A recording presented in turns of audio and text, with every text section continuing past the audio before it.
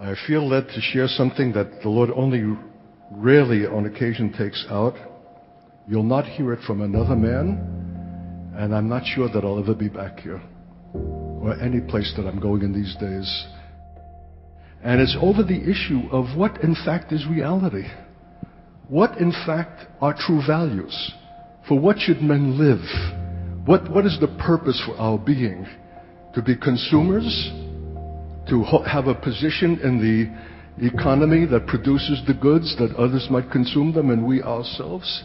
And that our whole life is given to having and spending, laying waste our powers, and little we find in nature that is ours?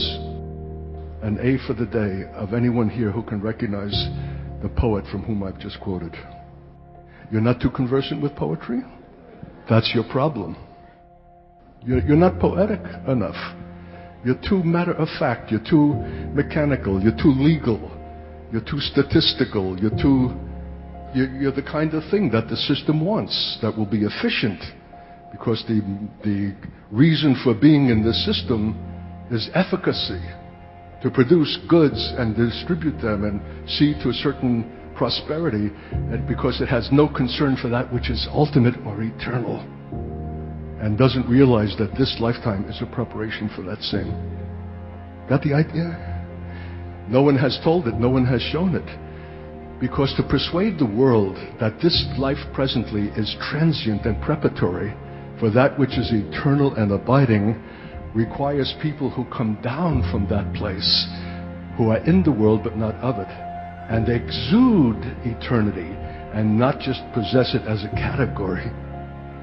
So we need a presence in the earth of those that are really free from the influence of these powers and are marching by another beat and have a sense of those things that are invisible and eternal, and know the eternal weight of glory that makes the present affliction both momentary and light.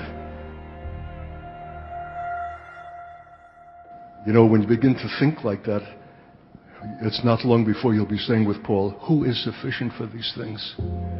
If what you are about art right now is a point of time which God not only knew from the beginning of creation, but was in his thought as works to walk in, that were established before the foundations of the earth were laid, and need to be consummated and fulfilled this morning through the piece of dust that you are.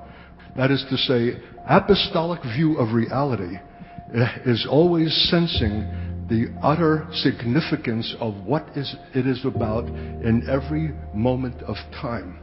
There's nothing casual. There's nothing light.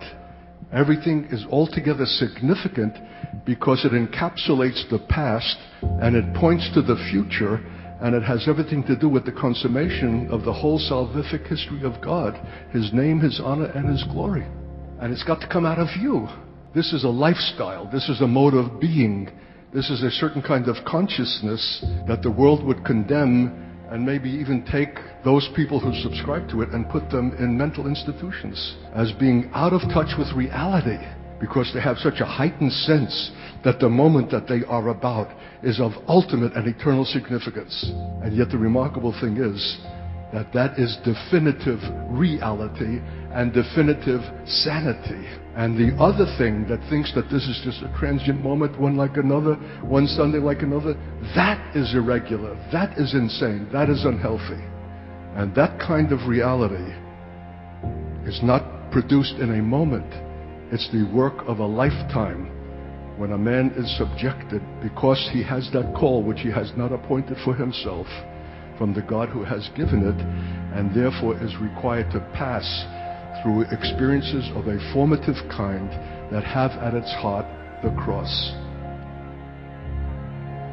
Because the enemy knows more than we how the issue of what is authentically apostolic and prophetic is the issue.